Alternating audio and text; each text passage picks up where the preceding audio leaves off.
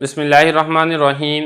اما پارہ کے ترجمہ تفسیر ترکیب میں خوش آمدید۔ سورہ نازعات ہے، سبق نمبر 5 ہے، آیت نمبر 15 سے لے کر 26 ہے۔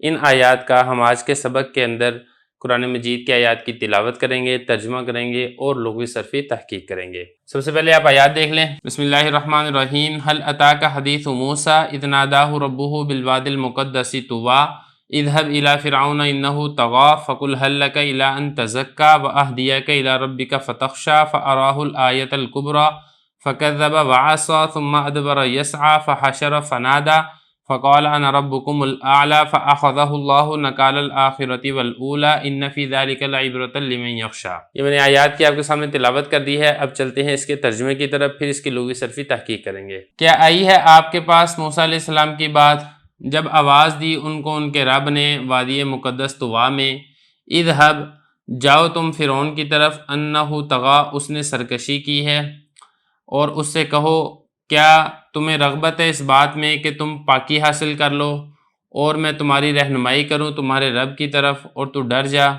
تو دکھائی اس کو بڑی بڑی نشانی، فکذب اس نے جھٹلایا اور نافرمانی کی، ثم ادبر پھر اس نے پیٹھ پھیری اس حال میں کہ وہ کوشش کرتا تھا، فحاشر اس نے لوگوں کو جمع کیا اور آواز دی، فقال اور کہا کہ میں تمہارا رب ہوں بلند، اخذ پکڑ لیا اس کو اللہ نے آخرت اور دنیا کی سزا کے ساتھ، بے شک اس کے اندر البتہ عبرت ہے اس شخص کے لیے جو ڈرتا ہے۔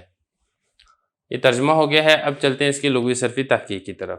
هل اتاک حدیث موسیٰ، اتایاتی اتیانن، اس کا مطلب ہوتا ہے آنا، اور اسی سے یہ واحد مذکر کا صیغہ ہے فعل ماضی معلوم کا۔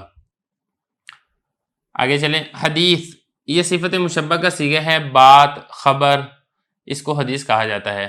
موسیٰ علیہ السلام مشہور نبی ہیں، ان کا نام ہے۔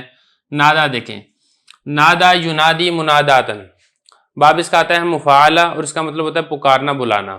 اصل میں تھا نا نادایا تھا، تو کالا والا قانون لگا تو پھر یہ ہو گیا نادا۔ اور اس کے بعد آگے دیکھیں واد، اس کی جمع آتی ہے اودیہ، وادی تھا تو پھر اس کو واد ہو گیا، یہ تخفیف کے لیے پھر یا کو آخر سے حذف کر دیا، جمع آتی ہے اس کی اودیہ۔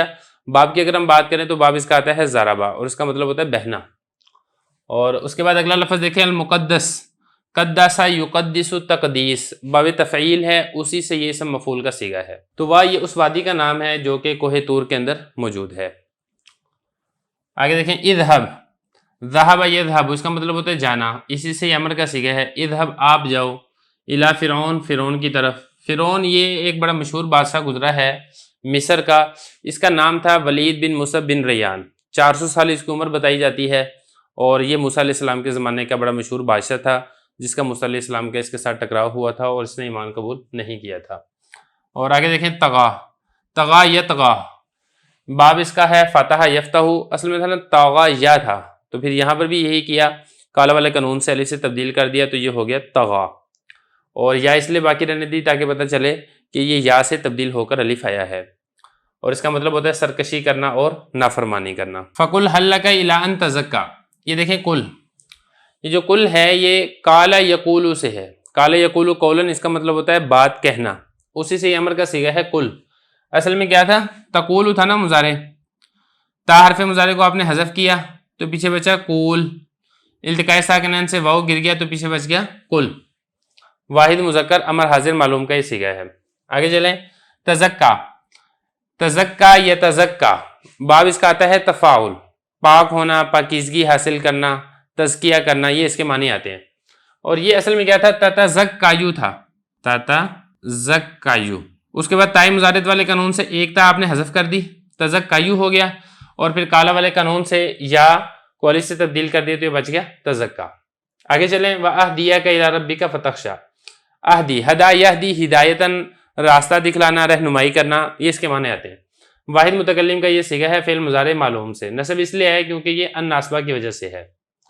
آگے چلیں، تخشا، خاشی یخشا، باب اس کا آتا ہے سمیع اور مطلب ہوتا ہے اس کا ڈرنا، اور یہ اصل میں کیا تھا، تخشایو تھا، اس کے بعد کالا والا قانون لگا تو یہ بچ گیا تخشا، اس طریقے سے۔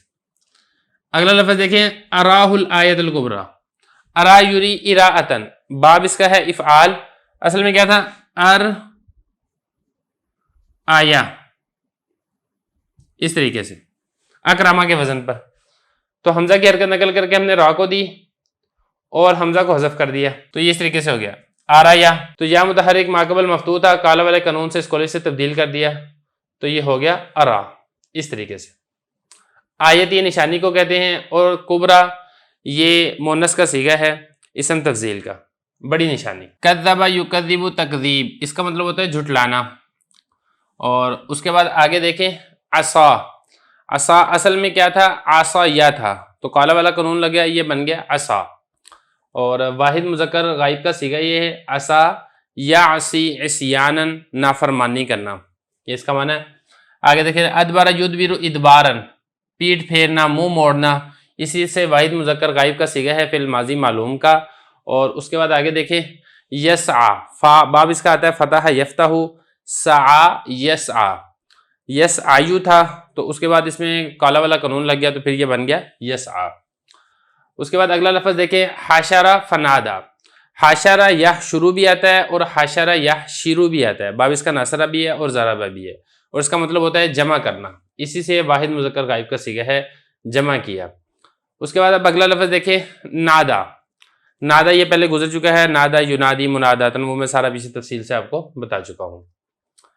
उसके बाद अब आगे देखें फ़काला, काला ये भी पहले गुजर चुका है, अल आला, आला यू था, उसके बाद काला वाला कानून लग गया, तो ये आला हो गया, ये वाहिद मुज़क्कर इसम तफजील का सीगा है। आखदा याखुद वखदन, इसका मतलब होता है पकड़ना, गिरफ्त में लेना, और ये इसी से वाहिद मुज़क्कर गायब है फिल माजी मालूम है, लफ्ज़ अल्लाह इसका फ़ाइल है। अगला लफ्ज़ देखें नकाल, नकाल कहते हैं इबरतनाक सज़ा को, और ये बाब नासरा यंसुरू से आता है। और उसके बाद अगला है अल आखिरा, ये वाहिद मुअन्नस इसम फ़ाइल का सीगा है पीछे आने वाली। और उसके बाद आगे क्या है अल ऊला, ऊला ये भी वाहिद मुअन्नस इसम तफजील का सीगा है। बाकी इसमें रह गया यख्शा, ये पहले पीछे गुजर चुका है, यहाँ से जो यहाँ पे हमने पढ़ा था वही यहाँ पर है यख्शा में। तो यहाँ तक इसकी लुग़वी सरफ़ी तहक़ीक़ हो गई है। अब अगले सबक के अंदर इंशाअल्लाह इसकी तरकीब करेंगे और फिर आखिर में इसकी तफसीर बयान करेंगे।